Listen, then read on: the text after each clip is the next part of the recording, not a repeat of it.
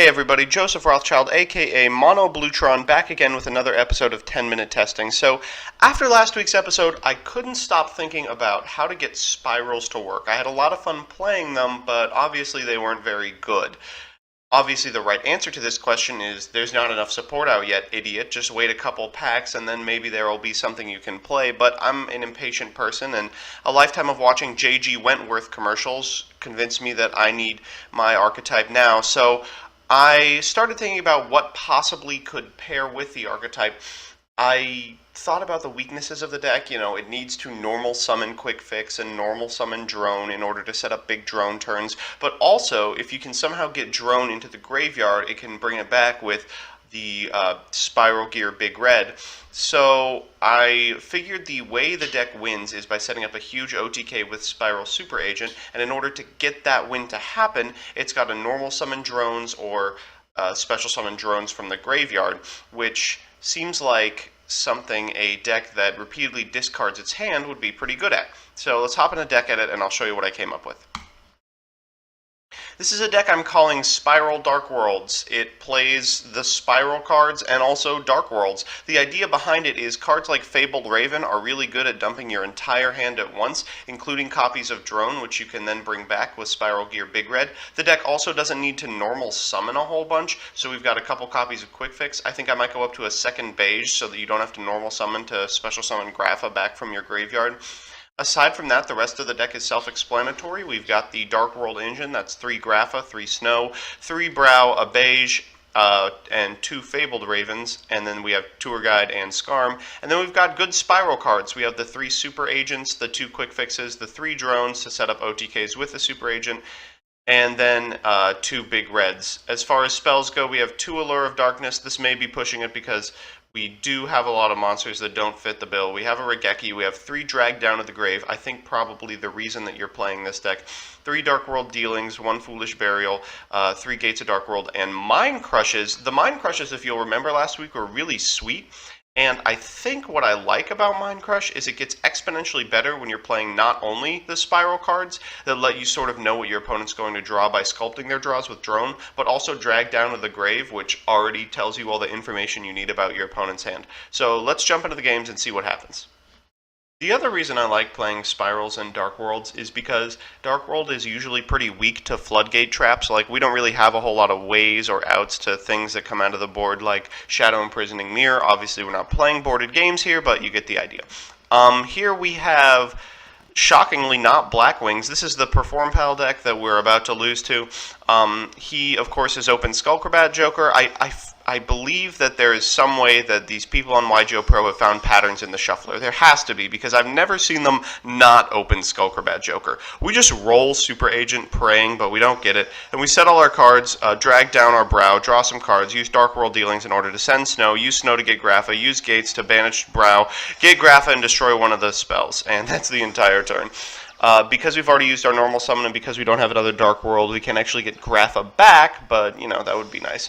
So he gets to make Igniter, and then he has a Pendulum Call as his last card, but we can Mind Crush one of those, which means we can prevent him from setting Scales, which I hope is good enough. In the battle phase, he kills a bunch of stuff, but it isn't super devastating. As long as we draw a Fiend, we actually might be in business. We don't, but we can use Gates to try and find one. Then we use Darkworld Dealings to try and find one again. We get SPYral Super Agent, and then we can destroy this Dragon Vein Magician, except for the exciting Igniter effect.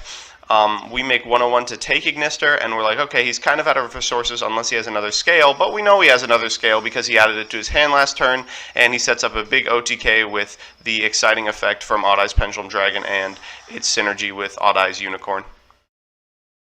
Sure, we lost to Perform Pals, but is there a world where that wasn't going to happen, right? Like, that deck is really good, and our deck really isn't. I will say we ran out of resources really fast, which doesn't bode well for the deck. Right now, we're using Darkworld Dealings to get Grapha. We spike a SPYral Super Agent just to summon it. Then I realize it's turn 1, and there's no reason, like, setting up a big Grapha play, because it's not like we're going to be able to OTK him. I recognize instantly something fishy is happening when he normal summons Deep Sea Diva. They always have these one-ofs. He uses Gishki Mirror, and I'm like, oh god, he's going to be able to use 3 Gishki Mirrors. In fact, his opener was 5 specific cards that let him use 3 Gishki Mirrors. So, you know, he is just summoning the same guy 3 times. I'm a little curious as to why, because he doesn't have an OTK, but I understand the desire to want to make as many of the same card as possible. So he's going down to 4,000 doing this kind of nonsense, and then beats the hell out of us on our turn. I know both these cards, and I know that they're both the same card, so I'm like, there's no more mirrors in the deck. As long as we prevent him from getting a mirror back, we should be fine. I use Grapha to destroy the one I can't get over, and then I do a bunch of Gates of Darkworld shenanigans in order to get Beige back. I get a Beige and a Tour Guide, which means I'm going to be able to clear his board. I'm going to ram this guy into Red Man, and then I'm going to attack with Dante. Dante, it turns out, still pretty good, right? Like, we've milled a Grapha off of Dante. That's basically exactly where we want to be. We have Mind Crush, but I'm not too scared of the Gishki. If he adds something to his hand, like Mirror, I want to keep it for that, and he just concedes. We've seen 2 completely degenerate decks, one of which was way worse than the other, and that was the one that we beat. So now we're going to see a third deck, which people expect to be meta after, I think, Inov comes out and all of these support cards are added. Can we actually get a trade-in ban? Like, I know this is something that no one has talked about, but trade-in actually enables a bunch of really stupid strategies that I wish didn't exist. Anyway, we've opened Tour Guide and Scarm in classic fashion. He has Idea and Ideos, and I get a little scared that I'm going to see Monarch, but I realize actually it's much worse than that. I'm going to see Darkworlds. He sacrifices them for Amasteus, then uses Amasteus' effect in order to make that happen again. Then he resummons Ixtab with Altar of the Darklords. Then he sets this Mind Control that they get to play 3 of, and then he ends his turn. So we're in like Regeki or Bus mode. I figure out maybe I can engineer a way to make this work. Tour Guide goes off. I get Brow. I'm like, okay, I can go into one of my many rank 3s and maybe make some things occur. At the very least, I can beat up this guy in attack mode. I probably want to get rid of all his Dark Lords and leave this Ideos alive, just because if he can't tribute stuff for the Lucifer I know he has, then we might be in business. I send Grapha off this Gates of Darkworld to destroy the Ixtab, which I can't get over if he destroys this in some way. Then I make Corbage. I'm like, Corbage can shuffle this Amasteus and then attack this Amasteus, but he just mind controls it, which sucks.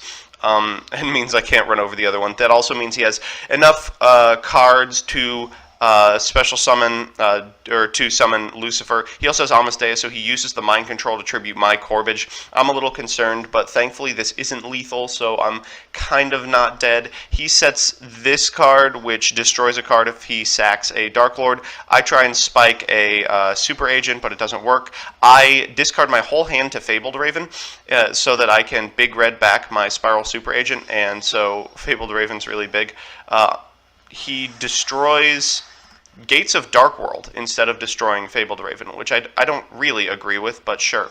I get to run over Amasteus. He makes its effect that other thing again, but once again he's destroying the wrong guy. He destroys Super Agent and lets us Fabled Raven live. I guess the belief is that he'll be able to run over Fabled Raven once it loses all its attack. He has basically nothing.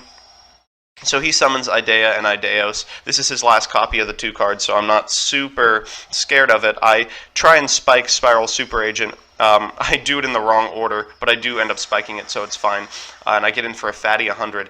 I get to sculpt his next 3 draws, and like an idiot, I forget about the trade-in, and I give him Superbia.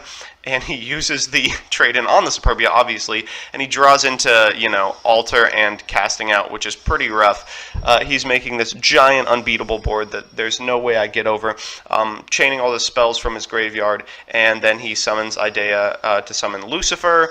He gets Zerato. He gets what is this, Texacopla? I don't even know what this one does. So I use Drone's effect in order to give Super Agent a whole bunch of attack. He probably could have killed me if he didn't summon this big board and only summoned a moderately sized board, but right now he can't get over Super Agent. He doesn't understand that it's not till end of turn, and he sets the mind control card. So I use Big Red to bring back Drone, use Drone's effect in order to give him 7,400 attack, and then I attack Ixtab. He can't activate this because he has 5 monsters, and even though he would sacrifice a monster, it would technically see it as adding 6 monsters to his board, and he can't do it. So I get over for 4,900 and win the game. So after cheesing out that third match, we're back here with the deck. I mean, this one was alright. You know, I liked the things that occurred, but truthfully, not much happened that wouldn't have already happened with Darkworlds. I think that probably the inclusion of the SPYral stuff was cute and allowed us to push for damage, but aside from Fabled Raven, we don't have any good ways to get multiple pieces out of our hand, right? We need to get Drone and a SPYral card out of our hand to get back Super Agent, or we need to get Quick Fix and a SPYral card out of our hand to get Super Agent back, and we need to get Super Agent in the graveyard to get him back in the first place. That's harder than it sounds, and Fabled Raven is really the only good enabler because you can send a whole bunch of Darkworld shit, but also the Super Agent and the drones as well. We ended up normal summoning a lot more than I wanted to, and I think that was a result of not playing as many beiges. I think I would probably bump up to 2 or 3 in future versions of the deck just because this deck relies on normal summoning a lot more than previous versions of Darkworld where you could just dump your normal summon to get Grapha back, basically. I liked all the spells. I think this card and Mind Crush are really good, especially in this build of the deck. I wish we could be playing Card Destruction or Morphing Jar. I think I might look into similar type of effects that are slightly less powerful for future versions of the deck. But aside from that, we played against 2 pretty powerful strategies, and one strategy that was pretty combo-oriented, and it looked like it was kind of holding its own. It certainly ran out of resources fast, but Darkworld's always been feast or famine, and I guess this doesn't change it. So that's that. I hope you enjoyed my attempt at fulfilling the prophecy of 2011 and making Darkworlds Tier 0. I hope you enjoyed another episode where I try to jam spirals into decks that they won't fit in, and most of all, I just hope you enjoyed the video. If you did, make sure to give me a like, a comment, or a subscribe. It really helps me out, and if you want to see a certain deck or strategy played next episode, let me know in the comments below. If not, I'll play whatever I want, and I'll see you Friday.